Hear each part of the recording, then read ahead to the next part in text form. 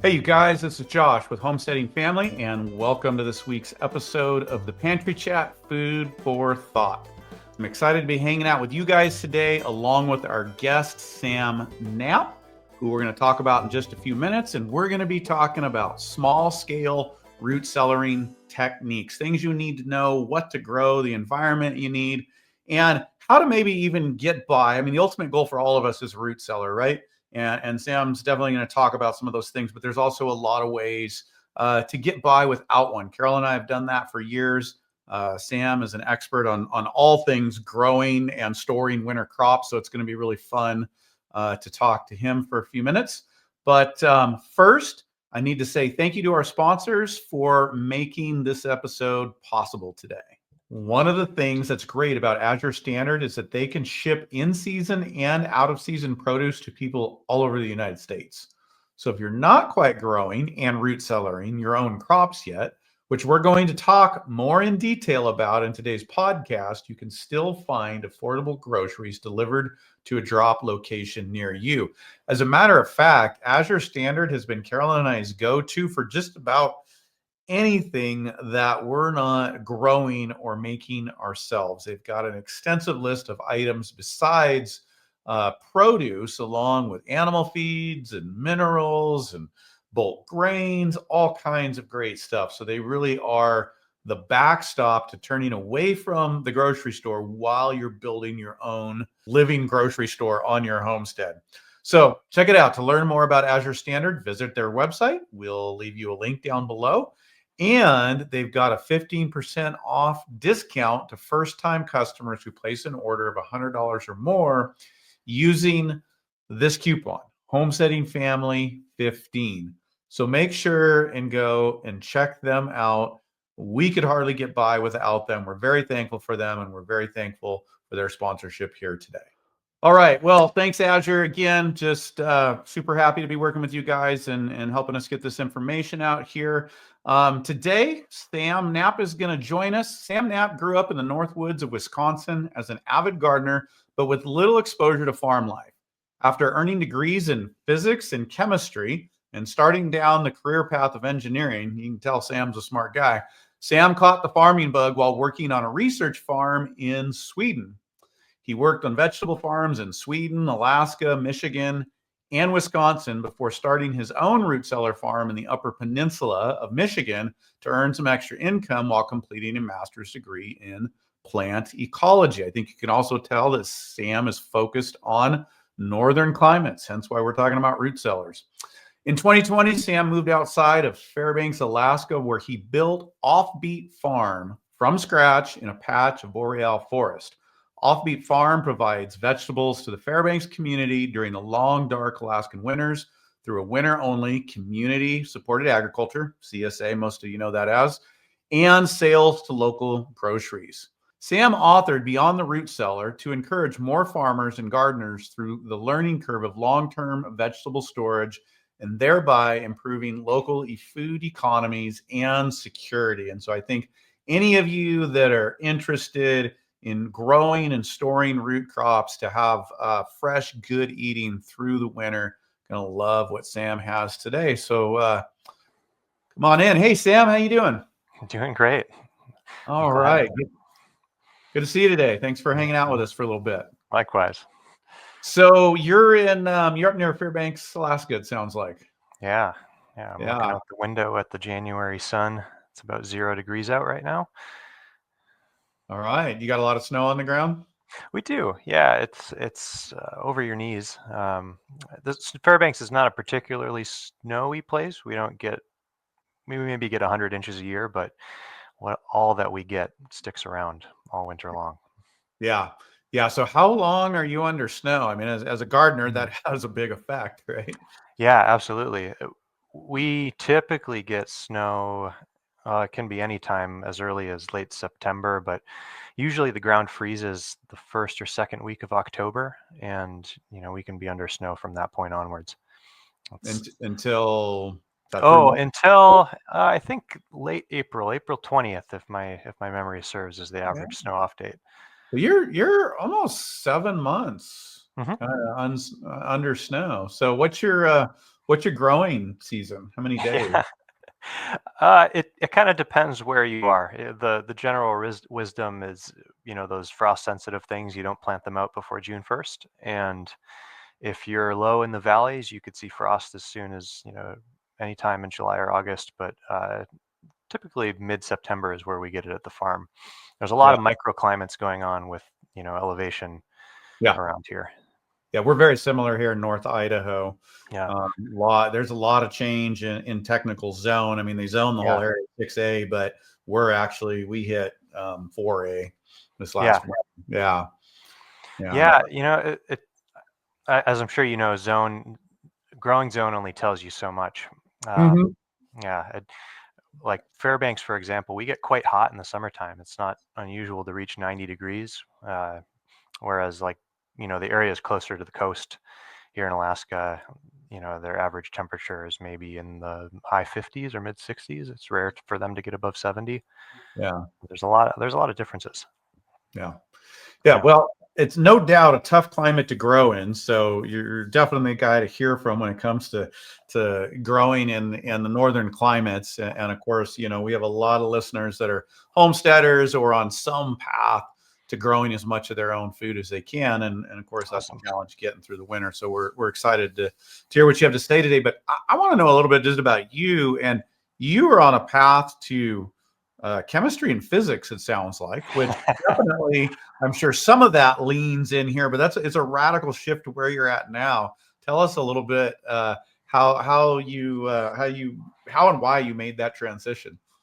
Yeah, I think when I was in college, I was really interested in biofuels, and I was kind of on the track to do some more schooling in chemical engineering and be involved in making biofuels like uh, gasoline out of wood chips and like biodiesel and things like that. But the further I got into it, I guess I was working on farms or like around local agriculture and just kind of getting more and more interested. And I remember at some point thinking like, maybe I can be the one growing the feedstocks that go into making biofuels rather than in the big factories making them myself. And then at some point I was working my first job, kind of like engineering job out of college in Sweden, and I was volunteering on this farm in the weekends, and I just found myself enjoying my time on the farm so much more than I was enjoying my time in the office, and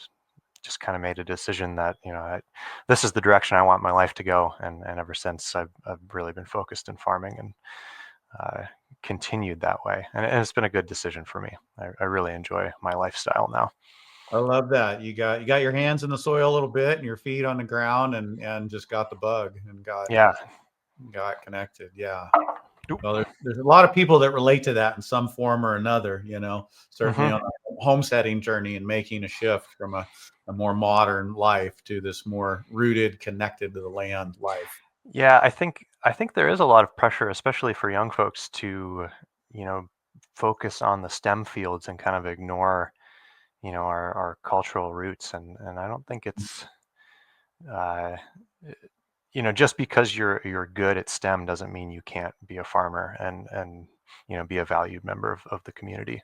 Yeah. Yeah. What size property are you working on there? It's Like how much small. yeah, how much land do you have into growing space for Yeah, yourself? so my wife and I, we own 3 acres, Okay. and we cleared about half of that, and about 1 acre is in production for vegetables. Okay. And I know we're not here to talk about business, but people Yeah. are always so interested. And so I gather that you guys are doing pretty well. You're making a decent go at it on a Hmm. acre and a half land of vegetables, selling to market. Is Hmm. that yeah? Yeah, yeah. So it's my primary income. My wife does work off the farm, and that's how it's been, and probably how it needs to continue unless we pick up more land. hmm Um, but yeah, I'm able to harvest and store about 25,000 pounds on any given year, and Okay. like you said, through a combination of CSA and some wholesale. Yeah. Yeah, I really sell as much direct to customer as I can, just to Yeah. get that higher price point. But yeah, making a living from it and enjoying my lifestyle. Well, I think that's encouraging because that's a lot. We get a lot of questions about how to make a living, how to make this Hmm. transition, and of course, especially for young folks. And there are a lot of pathways. They're not always obvious. College isn't always telling you about them, No.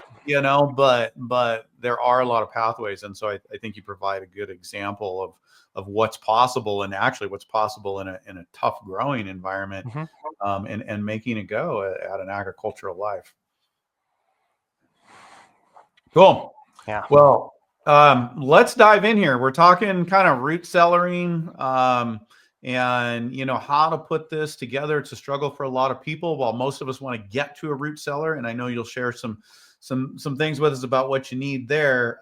It's just a journey, and I think your strategy helps because you're focused not just on the root cellar part, like all the way from the beginning. What do you grow? How do you think about these things along the way to make Hmm. it work? And so starting right off, when thinking about root cellaring, what are the best crops? That's where it starts, right? Is what are you going to grow for this idea of long term storage? And so, how do you approach that? Yeah, I think the crops that are best for long-term storage aren't going to be a surprise for you and for most people. Mhm. They're, the things that like to be cold and damp, like, your beets, your carrots, your cabbages, parsnips, turnips, rutabagas, those things. But then you have other things like daikon radishes and winter radishes can store for quite a long time. Leeks can, sunchokes or Jerusalem artichokes are a crop that not a lot of people grow, but they store for a long time. Brussels sprouts and even kale, some leafy things like kale and radicchio you can get to store for quite a long time if you're harvesting the right parts and keeping them in the right conditions. Then there are the things like potatoes that like to be a little bit cooler, not quite as cold as the other things. And then the alliums, the classic allium crops like onions, shallots, garlic, um, the winter squashes and the pumpkins in warmer, dry conditions. And then for people who can grow them, I can't grow them here in Alaska, but I know folks growing them as far north as Maine, sweet potatoes. Yeah, there's a variety. Will Bonsall, I don't know if you're familiar with him. He's over in Maine, Okay. and I can't remember the variety, but he was telling me about a variety of sweet potato that they were growing up there. It might be, well, there are several varieties that can kind of get out in that 90 to 120 day time span. And Beauregard is one that's coming to mind, but that might not be the one. Okay. Hmm. So there's a lot you can grow. There's a lot you Yeah. can do to keep, vegetables, good food, on the table through winter. Yeah. Yeah. And, something, even though it is a more limited set of things than what you can get out during the summertime, you'll find as you're looking through the seed catalogs that there is a lot of cool color and shapes and flavors that come out of this kind of smaller subset. And so you can have quite a bit of variety on your table, and if you're selling things to your customers' tables, just by kind of dabbling into all the different nooks and crannies of these that these vegetables offer. So you can kind of keep your plate interesting. You don't have to just eat potatoes or carrots all Right. winter. Yeah. Exactly. Yeah, yeah, we're very accustomed today, I think, in our culture, which I think it makes it challenging for us as whether you're homesteaders or grower like you. We're very accustomed to a lot of variety. I think a lot of people in history Hmm. didn't have as much variety necessarily, Yeah. and we're very accustomed to that. So it's nice to know there's a bit out there to spice up the plate. Let's talk about harvest a little bit. So you got a pretty good variety to pick from of crops to grow for long-term storage that store well through the winter. We'll talk about storage techniques and temperatures and conditions in a little bit. But you've obviously got a wide variety. Anything, I guess, before I get on to my next Yeah. question, anything else to consider when you're picking from those varieties? If you're just getting started and you're trying to, maybe you've been growing a garden, you're doing pretty good during the summer, but you want to step into this area of growing more food to last through the winter. Any advice in choosing kind of what to grow from this palette that you just mentioned, of what guides people to make good decisions Yeah.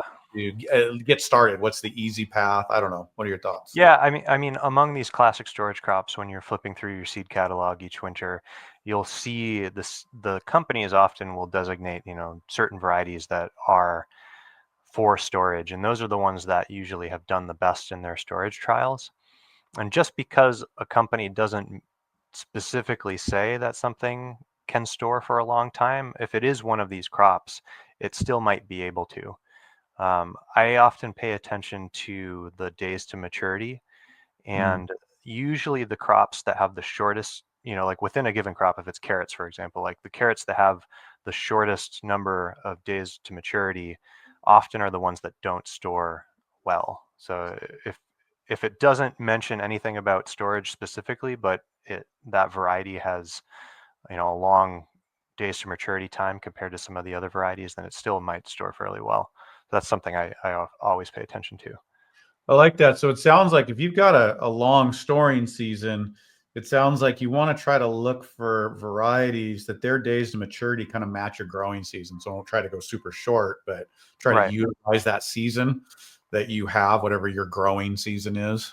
Yeah, and and if you can grow a 60-day Yaya carrot, but also an 85-day Bolero, the Bolero is going to store. The 85-day carrot is usually going to store better than the 60-day carrot. Right. Yeah. Well, that's a good note. That's a good principle right there to understand that and look. And so if you got a 90-day growing season or 70-day growing season, maximize that. Yeah, Yeah, sounds like cool. Let's talk about harvest yeah, and harvest timing, which is going to kind of go back to planting timing a little bit, yeah. right? Yeah.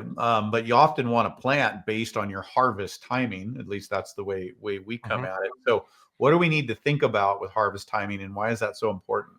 Yeah. So your crops that you're pulling out of, that you're pulling out of the ground, they have to be mature when you're harvesting them for storage. For many crops, the actual maturity stage that they're at physiologically doesn't really matter. I think, like carrots and beets and cabbages are examples of this, where it's really about your preference. Like, do you want to eat tiny carrots or large carrots? And, think about how that affects your harvest and the amount that you get to eat. Hmm. But there are crops that it really does matter what stage they're at when you harvest them. I think garlic, onions, winter squash, and pumpkins are really good examples of that. That if you harvest them too early, they will not store. Okay. Yeah, hmm talk about that particularly with pumpkins and Yeah, winter squash and whatnot. What do you need? Uh, what do you need to look for or do to make sure that those are going to store as long as possible? yeah. With pumpkins and winter squash, uh, there are the classic signs that people talk about the stems looking corky and kind of these waxy coverings on the skins of the pumpkins and the squash. But in some climates, especially in the south where it's really hot, you can't wait until it gets to that point. Mm. There are like sun scalding issues that you have to deal with. Yeah. Um, and so it's usually there are two tricks that growers in the south use, and one is to kind of look. There are small hairs that cover the surface of an immature squash or pumpkin, and those will go away right around the time that they are mature and ready for harvest. And the skins will develop kind of this waxy luster to them. Sometimes, if there is a ground spot, it will start changing color around that time. And if you have enough squash or pumpkins to sacrifice, a really sure tell way is to cut into one and look at the seeds. That if the Hmm. seeds have begun to plump out and look viable, then they're ready for harvest. Yeah, and you need to mature them out, right? Those Yeah. squash are not going to continue to mature. Uh, Right. Yeah. They're not like tomatoes or bananas or apples where they continue to develop. What you have is what you get with squash yeah. and pumpkins. Yeah, and you want that particularly with the squash and winter squash and pumpkins, you want that skin, that rind. I don't know what's the technical hmm for it, but, right? You want that well matured and hardened because that's what's going to help it hmm last And quite a and while. sometimes like it's hard to tell. This is not black and white, Hmm. and so oftentimes I'll harvest as I'm harvesting pumpkins and squash. I'll kind of set aside the ones that I think are kind of on the edge, and in the curing process, it begins to show. They end up losing moisture and shriveling or rotting early, and it's not something that you want to tuck away with your pristine winter squash as the ones that you think are on the edge. Right. Yeah. Then you've got forage for the pigs if you need it. Exactly. Yeah. That's what we do with the ones that we miss, right? That come in and we find them Yeah. softening in the house. Like, okay, well, that's good. Pigs will love those. So I think it's worth mentioning for, like onions or something that people grow a lot of, and when they are ready to harvest, their necks will begin to soften, and you don't necessarily have to wait until they've fallen over, but you can kind of pinch that little area above the bulb, and if it gives like it's beginning to be hollow, then they're moving on to their final maturation stage. That's a nice tip. We always just wait for them to the majority of them to start to break and fall over. But yeah, I mean, some really wet climates, you just can't quite do that. Okay. You'll end up getting fungal rots coming from the neck down. Well, good tip for those environments. For those of you that are out there and wet, that's good to know. What about root crops and leaving them in the soil through a certain amount of frost or freezing? Can you do that with all of them? Is there truly benefit to that? Is that wives' tale? I mean, there's I've heard different things on it, and so is that valuable to do, or can you do it to, like, if your harvest season is pressed in and you can leave those in a bit longer? Yeah. How do you approach it? If the frost is mild, and when I say mild, I guess it's not going to be dipping below freezing for more than a few hours, and you're getting some light frosts, that nearly always makes these root crops taste better. Yeah, sweetens them up. Yeah, what they're doing is all of these crops or many of them are biennials, and so their life cycle, their MO is to like survive the winter to produce seeds the next year.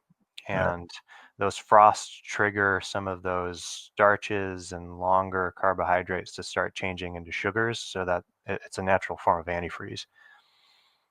Interesting. Okay, so that's the change that's happening that actually makes the flavor change a bit. Yeah, the technical term is cold acclimation, but don't need to go into that. Right. So beneficial for flavor, but not really any other benefit, and you want to get them out before really you have any hard freezes. Is what you're doing. And you'll read that like 28 degrees is kind of a borderline that you don't want to cross with many of these, but there's really more nuance to it than that. It's like, how warm was it during the day, and how long is it going to stay below 28? And is this a crop that sticks up far above the ground, or is it buried under there like a carrot or a parsnip? Right. I like to say that I don't like to risk it with crops that are mostly above ground, because a rule of thumb or kind of a guiding principle with long-term storage is that things never get better in storage. What you harvest is what you get, and you want to harvest the best things that you can. So if you're harvesting things that have frost damage, it's not going to improve in your root cellar. Right. Yeah. You gotta. We're managing deterioration, right? We're just trying to slow down deterioration to get us as far as we can. But you're still going to have deterioration no matter what. Yeah, exactly. So you want to start in the best place possible. Yeah. Yeah. Great. When it comes to harvesting, and these are kind of general questions, a lot of different varieties, but tips for harvesting and preparing these various crops for storage, washing, not washing, curing. Maybe let's start with root crops, and then we can go on to a few other things. What do people need to know to prepare these crops for storage?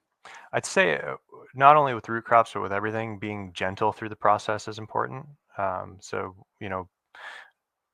watch for places where things might get nicked or scratched. Don't drop them long distances onto each other. Talk to my kids that help harvest about that. You can give them all the things with the brown spots leaching into the vegetable. Say, look at this, you did. Right. And even kind of paying attention to your fingernails. It's really obvious when you're working with beets. Your fingernails will be, looks like you've been clawing into a corpse or something like that. Yeah. Yeah. So, Yeah, so avoiding those types of things. The things that you uh, have to wash eventually. There's this long-standing debate on whether or not to wash things before storage or after storage. And I think that really comes down to the conditions that you can supply. Like if you can hit the ideal storage temperatures, and usually it's kind of on the lower end. For those root crops, it's right around 32. If you can nail those temperatures, then you can wash whenever you want and whenever mm, it makes the most sense for you. But if you have a more traditional passive type root cellar and it's a little warmer than ideal, I would not suggest washing before storage. I think that yeah. kind of old standing advice is, it's there for a reason. Yeah. We found that to be true. We certainly don't have a ton of control and Hmm. just brushing them off lightly and putting them away. Yeah. So whereas I wash everything before storage because Yeah. it's the most efficient time that I can do it, Hmm. and I'm like hitting right at 32 for most of the winter, and so the issues of small bruises and nicks that happen during washing and the extra moisture that gets introduced, it just doesn't matter as much because pathogens can't grow as fast at 32 as they can at 40. Yeah. Yeah. Well, as a market gardener, you've got, with storage crops, you've obviously got a, nice storage system Hmm. Yeah. that aids in you. And of course, I can see in your situation, that's just gonna be a lot more efficient to prep those crops, have them ready for as you're working them through. Yeah. Yeah. Um, you What know, about for, curing? oh yeah, yeah. So like generally speaking, curing is a process that usually protects whatever vegetable it is, um, protects it from moisture loss and from pathogens getting inside, again, so that it can survive a period of time. Either with onions and shallots and garlic, they're usually biennials, so they can survive the winter. But with winter squashes and pumpkins, I think their strategy was that the fruits wanted to keep as long as possible so that animals could eat them for a longer period and spread their seeds. Hmm. Um, so let's see, with garlic, onions, shallots, curing those, moisture is really the enemy. There's a lot of climates where you can cure those things outside, but anytime that you're going to get rain on them, it's really going to increase your chance of storage rots. And so there are specific temperatures for each of these things that give them the best curing conditions. But generally speaking, it's warm, dry, with lots of airflow with Hmm. garlic, onions, shallots. It's a similar thing for winter squash, and a lot of people will cure their winter squash and their onions in a greenhouse together, and just they'll put them up on top of something so that they can get airflow all around them, blast them with fans, and just let the sun beat on them in that warm greenhouse space. With things like potatoes and sweet potatoes, curing is more about wound healing and setting the skins to the tubers. And sometimes it depends on your climate. You can get away without curing in some circumstances, but there are others where you really have to do it. Um, and many growers cure in the same place that they're going to be storing potatoes, sweet potatoes, and they'll just manipulate the temperature in that space. Okay. Can you take Yeah. potatoes? Is it all right to just cure them on the ground, pull them up, leave them on the ground, kind of flip them once if the weather is decent, or? Uh, I wouldn't do that because you'll green them if you leave them out. Wherever you're curing them should be dark with potatoes. Um, No sunlight really then for any of them once you're getting them out of the ground. yeah, yeah, exactly. And um, I'm searching for the temperatures off the top of my head. I think 57 Fahrenheit is coming to mind as an ideal curing temp for potatoes, as a means of doing it fast in the span of like a week or two without being so warm that you're getting fungal growth. Yeah. But I do know growers that don't cure their potatoes, and they're curing them in the ground. A way to do that is, to like encourage skin set on a potato, is to make sure that the plant above ground has died back with a week or two before you're harvesting. Yeah. And you can do that yourself, and there are like big commercial farms that will torch they torch the potato plants with these giant flamethrowers, Uh-huh. driving a tractor over to kill the above ground vines, and that initiates the skin set and like suberization process underground with the potatoes. But you can do it, you don't have to flame them. You could weed whip them, brush hog them, whatever. Well, they die back. Ours tend to die back late in the Right. season by the time we get to them. And it's been accidental for us, but we've done exactly that. We used to set the potatoes out and cure them and flip them. Yeah. And it just got to where we were doing so much that they just needed to go in the box, but they were dying back anyway. So we just left them in the ground until we're Yep. ready to harvest them, which oftentimes was for several weeks, and harvested them right into the crates. And they've seemed to have done pretty well. Yeah, absolutely. And if your climate can do that, then I definitely suggest it. Here, I often, by the time I need to harvest, the greens are still very much green, Mm-hmm. and so I have to do something, a week or two ahead of time. Like I'll usually take out my weed whip and put on my brush cutting attachment and just go to town on the on the potato patch. Knock them But down. yeah, it does the same thing as frost, though. Sure. What about your brassicas, like your cabbages and other storables, as far as curing and prepping for Mm. storage? Anything people need to know in No, general? not at all. So actually, what we've talked about so far, with squashes, onions, garlic, sweet potatoes, those are the only crops that need a curing step before storage. Okay. Everything else, the key is getting them to cool as quickly as possible after you harvest them. Okay. Hmm. Yeah. So just getting that temperature down. Yeah. Yeah, and for a commercial farmer, um, we often have so much to harvest that we're forced to harvest in warm weather, Mhm. just because it takes so long to get everything in. And if we waited until it had cooled outside naturally, we'd be running into crop damage by the time we could get everything out. And so we rely upon um, mechanical refrigeration, uh, either with a commercial refrigeration unit. I use CoolBots. A lot of other small farmers, use CoolBots with air conditioners, Mhm. um, in order to cool those crops down after you harvest them. But if you are a smaller scale grower and you can manage to get everything out of the ground quickly enough, so that you can wait until it's cold outside, I would definitely suggest doing that. Let nature cool your crops for you. Yeah. Harvest them when they're cold, and they'll last a lot longer in storage. Yeah. And that's good to think about, so that you're trying to plant in a time frame that allows you to harvest those, when it's not have to harvest them too early, Yeah, especially for exactly. those of us that don't have the cool rooms, that have got to work with nature and try to have those ready.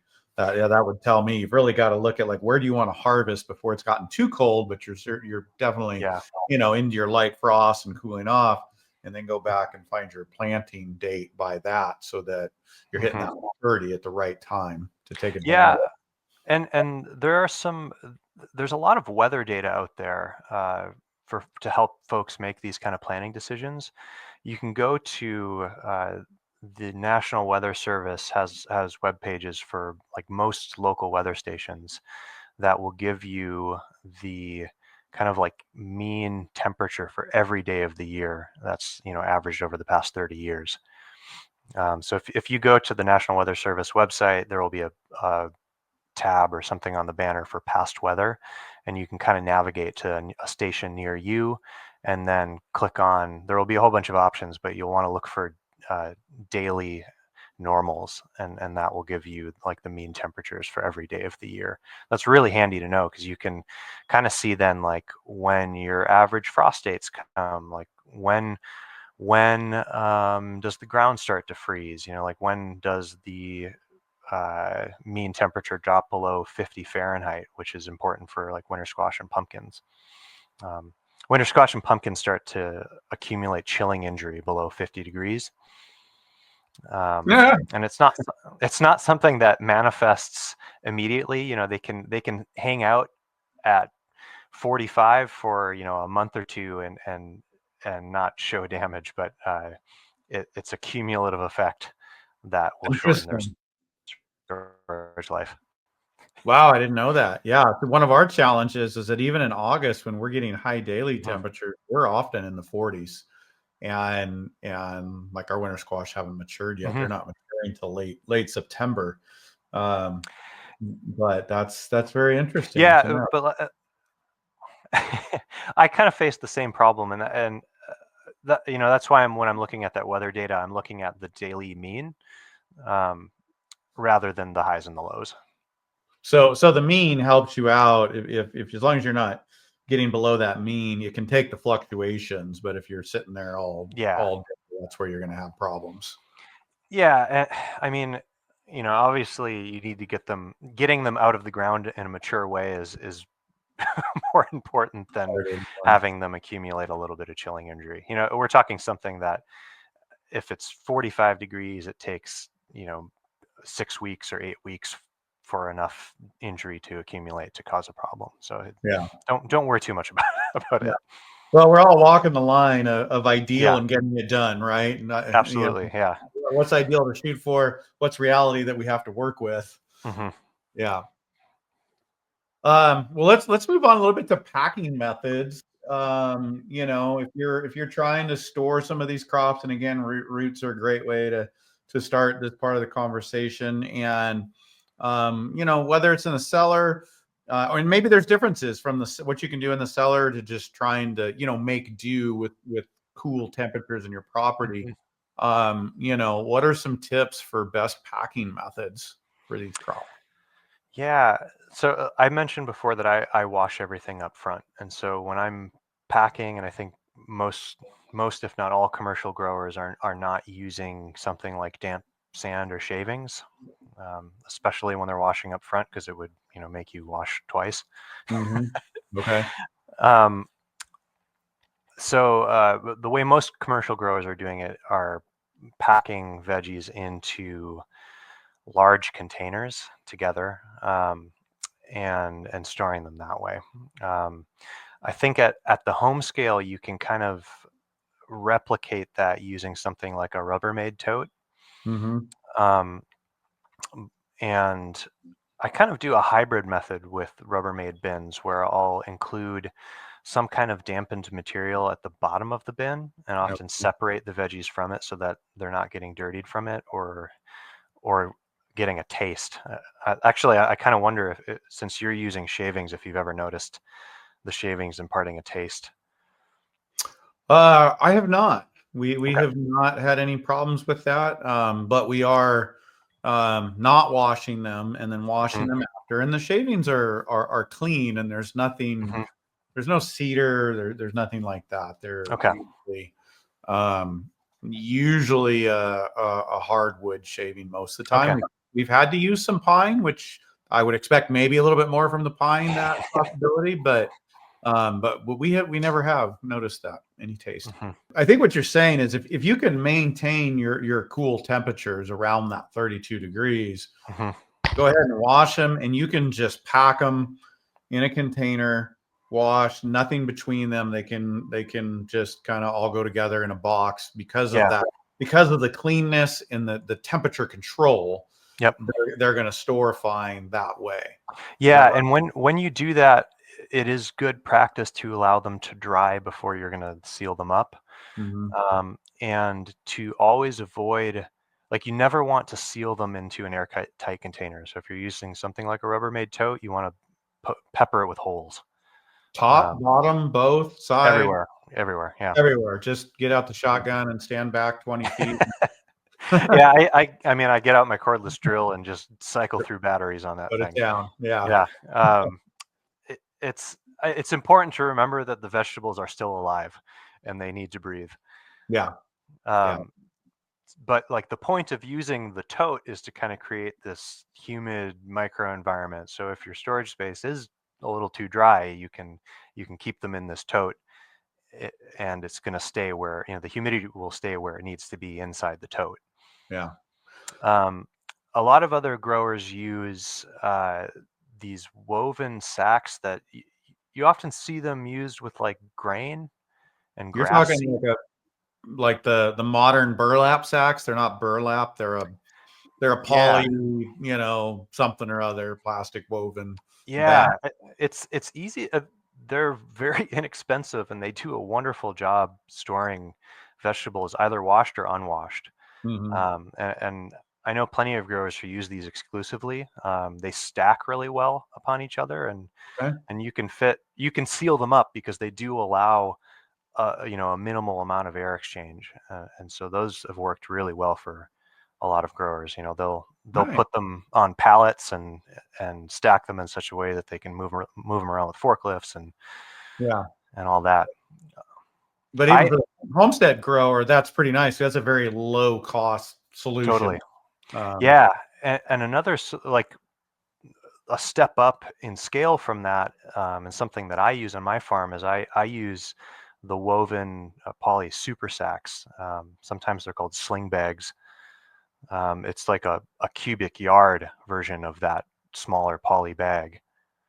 okay. And so I'm packing, I can pack, 900, 1,000 pounds of carrots into one of those. Yeah. But So go ahead. go ahead. Oh, I was going to say they are an inexpensive option compared to something like a pallet-sized plastic bin, like a macro bin. Yeah, and those actually would be pretty big. I mean, for the homesteader, those would generally be Yeah, big. I mean, but for storing, if you can, you're storing something like potatoes in one of those, because potatoes can be stored in enormous piles, and rather than going and buying out, going and buying a dozen Rubbermaid bins, like my supplier, I can get these super sacks for $25, and you could fit 1,000 pounds of potatoes in one, and Yeah. put it into a corner. So it is a really inexpensive option for storing a large amount of something. Yeah. Cabbages as well, because cabbages don't, you can burn through small containers pretty quickly with cabbages, Yeah. just as a Uh, means of containing them. I want to go back to, so if you don't have ideal conditions, what would be your recommendation? Uh, that's where I think packing them in a medium can help when you have Yeah. you can't temperature control so well. And Hmm. so we got fluctuation. I think that's going to be the average homestead or even root cellar Hmm. person, in-ground root cellar that doesn't have any, thermostatic mechanical control. It's Hmm. going to have those fluctuations. And so what's your recommendation for storing and packing those root crops? Yeah. If you can't, hold the temperatures down where they should be, ideally, and you're dealing with temperature fluctuations, I think things like damp sand and damp shavings are a really great method to store most vegetables. Um, Not only for controlling humidity, but also that water has, like a certain amount of heat capacity to it, and Mhm. it creates a buffer between those fluctuating temperatures and kind of buffers the vegetables that are inside of them. So that, again, these traditional methods, they work for a reason, and people Yeah. use them for a reason. It's because they work. Right, right. When you're kind of creating a mass, so that temperature is not going to change as fast, right? And Exactly. Yep. and I think I know what I've done, but I've never really, just talked to anybody. It's just what we've learned and read and tried. Hmm. So if you're doing the wet sand or the shavings, we do the shavings because it's what we've got abundance of. Um, you kind of want to, do you want each piece to not quite touch each other, and you kind of want to try to eliminate any big gaps of space, is my understanding. Would that be correct, or um, can you just store them and like cover them in shavings or sand without really worried about packing them in? Now, I'll preface this by saying that I don't store things this way, and so I don't Right. have a wealth of experience. Um, my sense would be that it doesn't matter as much. Um, if vegetables are touching, there is a bigger chance that if one goes bad, it will ruin the ones around it. Okay.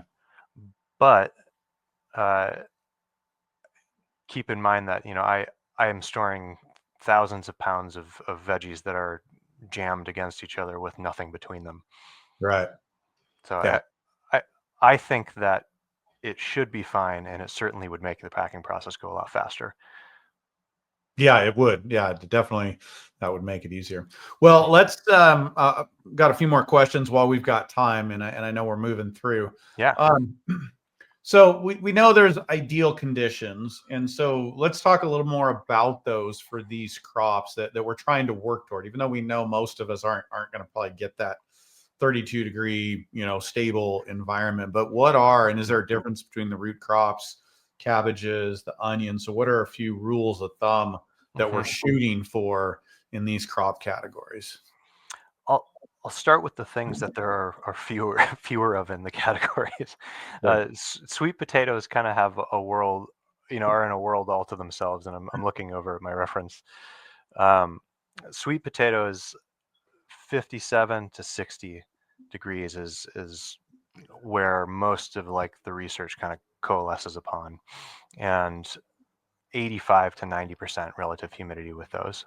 Hmm. Um, Winter squash and pumpkins, they're in a similar temperature, like 50 to 55, but the humidity is lower. It's between 55 and 65% relative humidity.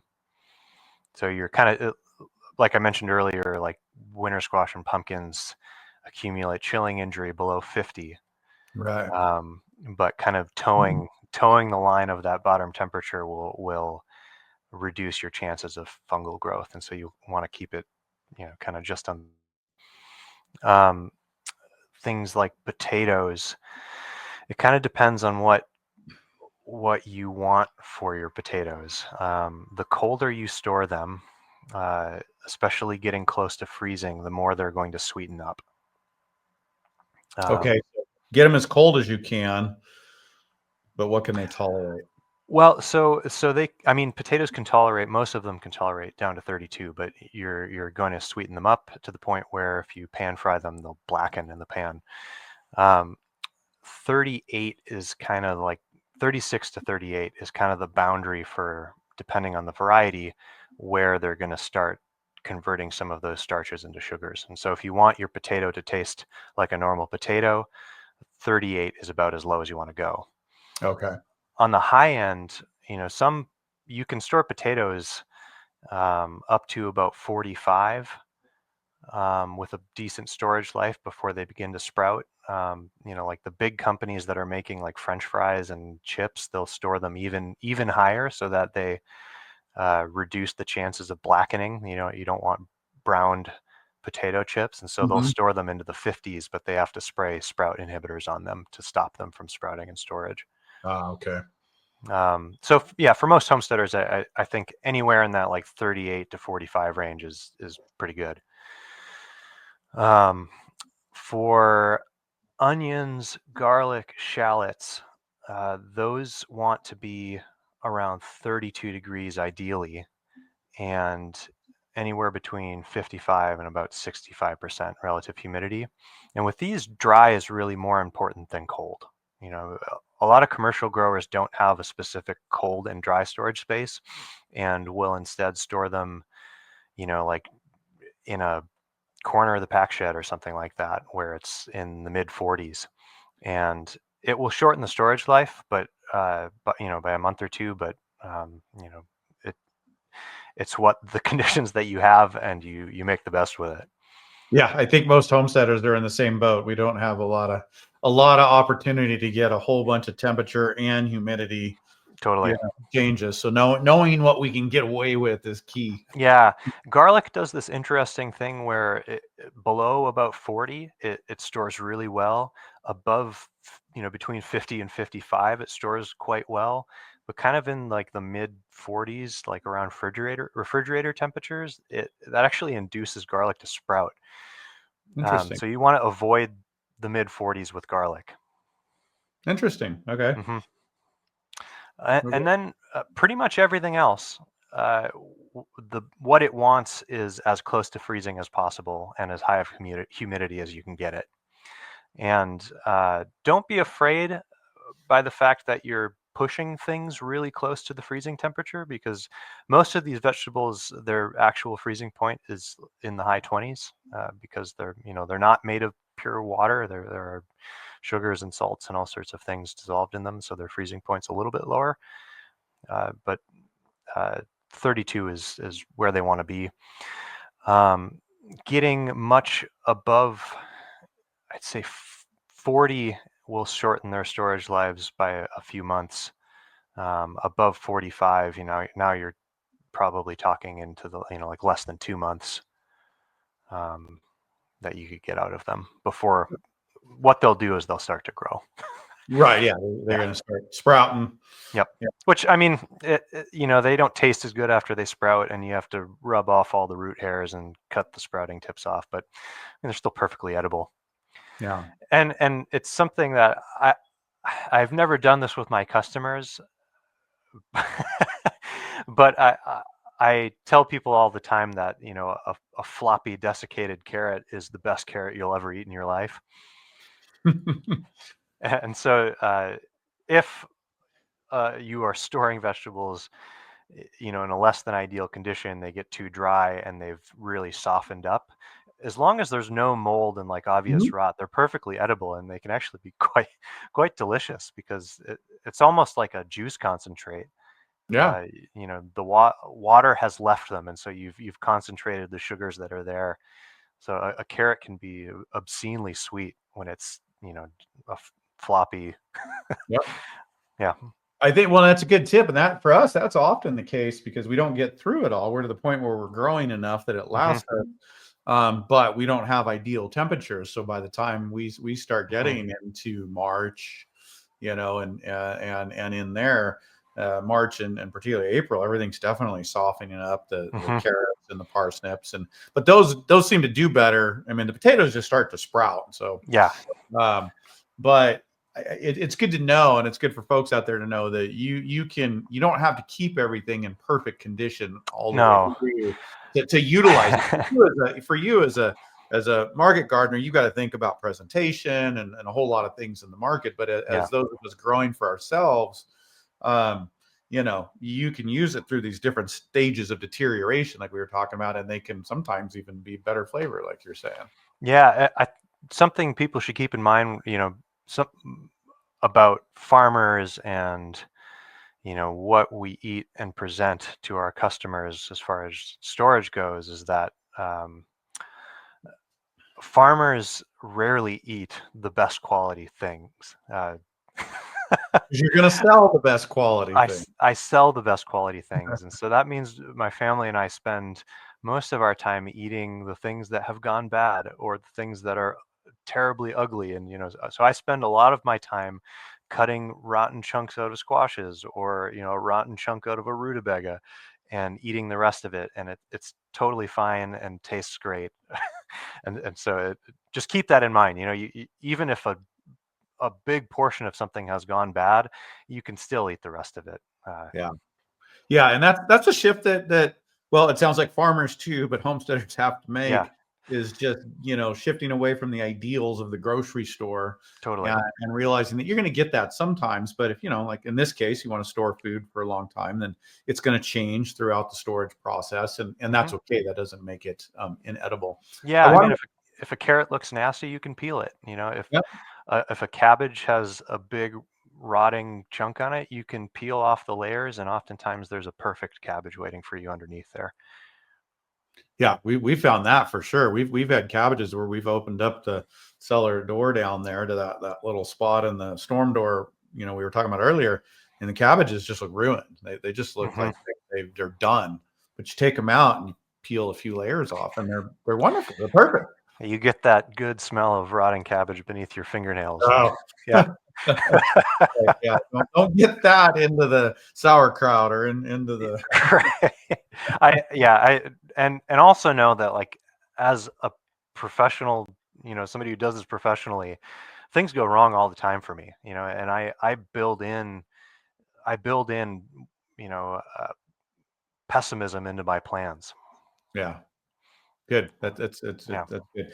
One more, and this is just I don't know if you've thought about it this way. And so, but if you had to pick, like for us homesteaders, we a lot of times we just don't even have the ideal root cellar. And so, we got to do our best to find an average temperature, average humidity to store crops like these. That's kind of the best we can do, is Hmm. shoot for something. And so if you're putting this in together, um, we trying to get like, 32 to 38 is a sweet spot if we can for as long as possible. So, kind of what's a goal to shoot for outside of like the individual specifics? Because most of us just aren't going to hit Yeah. that. We kind of got to put it in one area and do the best we can with everything. And kind of the same thought on humidity.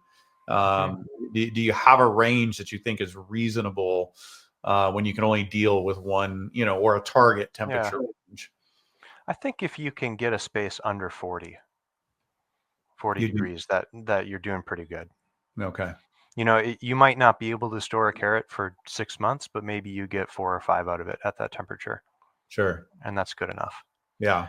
And Um, as far as humidity goes, uh, I think that using strategies like those small woven sacks that we talked about, or like Rubbermaid totes to create these microenvironments, is a really good strategy to keeping things humid enough, because even most farmers struggle to keep their storage rooms at adequate humidity to stop things from drying out. And if you're not washing things up front using things like damp sand or damp shavings or sawdust, so yeah, you don't have to keep the whole room at the humidity that you want. mhm. You can create these microenvironments, at least in terms of getting something more humid. It's harder to do that to reduce the humidity.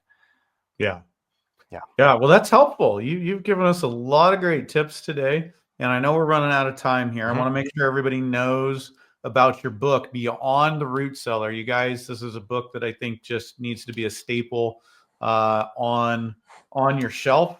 And it's great to meet up here in the digital world, but we all like to have something tangible and a book we can a reference point to get through. So, anything you want to tell us about the book before we go?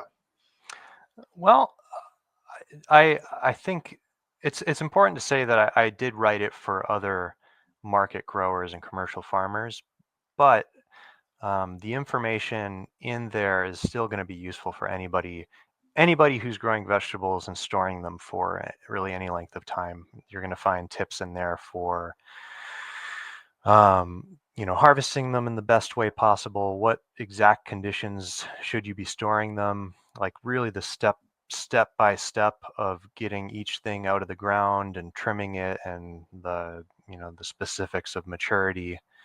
There's a whole section in there on kind of like building materials and thoughts for designing climate controlled spaces, Hmm. and specifically getting into moisture management. That can be a big thing if people are including them as parts of their house. You don't want to create a moisture bomb in your basement. Right. Yeah. Um, yeah, and I personally find it very interesting. I'm a small scale grower, but I find it fascinating to learn what the large scale growers are doing. So the end of the book has these profiles of storage farmers from around the country, at all these different scales, and find it really interesting to see what everybody's doing, and how does an industrial carrot harvester work, for example. Right.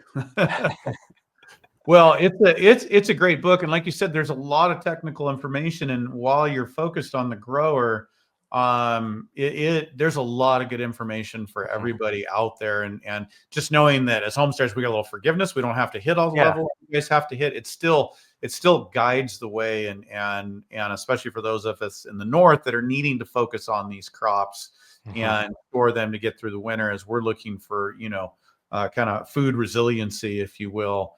I just want to point you guys all to the book and check it out. You can find it at Chelsea Green. We'll drop you a link in the show notes below. If you want to know any more about Sam, you can check out his farm at offbeatalaska.com. We'll drop that down below, as well as you can find him on Facebook and connect. So, Sam, it's been great to hang out with you today. Thanks for coming and sharing your knowledge, and excited for this book. I hope it does well. Yeah, thanks. It's been fun to talk shop.